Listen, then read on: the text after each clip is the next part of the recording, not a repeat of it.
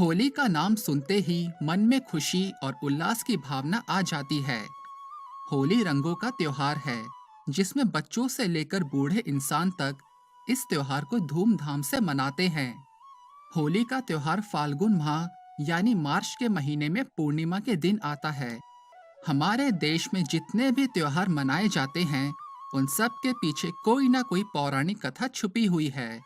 ठीक उसी तरह होली मनाने के पीछे भी एक पौराणिक कथा है, जिसे आज हम इस वीडियो में जानेंगे, जिसमें असुर हिरण्यकशिपु और उसके पुत्र प्रहलाद का उल्लेख है। ऋषि कश्यप के पुत्र हिरण्यकशिपु ने ब्रह्मदेव की तपस्या करके उनसे 5 वरदान प्राप्त किए थे कि उसकी मृत्यु ना तो कोई मनुष्य कर सकता है, ना ही जानवर, ना कोई अस्त्र, ना ही शस्त्र, ना घर के अंदर, ना ही बाहर, ना दिन में, ना ही रात में, और ना ही धरती पर, ना ही आकाश में।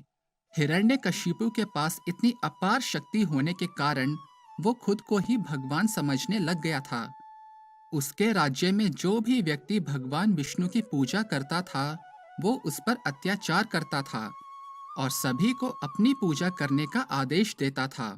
हिरण्यकशिपु के भाई हिरण्याक्ष का वध भगवान विष्णु ने किया था, इसलिए वो उनसे अपने भाई के वध का बदला लेना चाहता था। हिरण्यकशिपु का एक पुत्र था, जिसका नाम प्रहलाद था। एक असुर का पुत्र होकर वो अपने पिता की बात ना मानकर भगवान विष्णु की आराधना करता था। हिरण्यकशिपु ने बहुत प्रयास किया कि उसका पुत्र भगवान विष्णु की पूजा करनी छोड़ दे, परंतु हर बार वो असफल हो जाता था, जिससे क्रोधित होकर उसने अपने पुत्र का वध करना चाहा। अपने ही पुत्र का वध करने के लिए उसने अपनी बहन होलिका से सहायता मांगी। होलिका को भगवान शिव से एक वरदान प्राप्त था। उसे वरदान में ऐसा वस्त्र प्राप्त था कि जब तक वो वस्त्र होलिका के शरीर से लिपटा रहेगा, तब तक उसे कोई भी जला नहीं सकता था। हिरण्यकशिपु ने अपनी बहन होलिका को यह आदेश दिया कि वह प्रहलाद को अपनी गोद में लेकर अग्नि में बैठ जाए। इससे उसका पुत्र आग में जलकर भस्म हो जाएगा, और ऐसा करने से पूरी प्रजा को सबक भी मिल जाएगा कि जिसने उसकी बात नहीं मानी, तो उसका भी यही परिणाम होगा। जब होलिका पुत्र प्रहलाद को लेकर अग्नि में बैठी, तब प्रहलाद भगवान विष्णु का जाप कर रहे थे।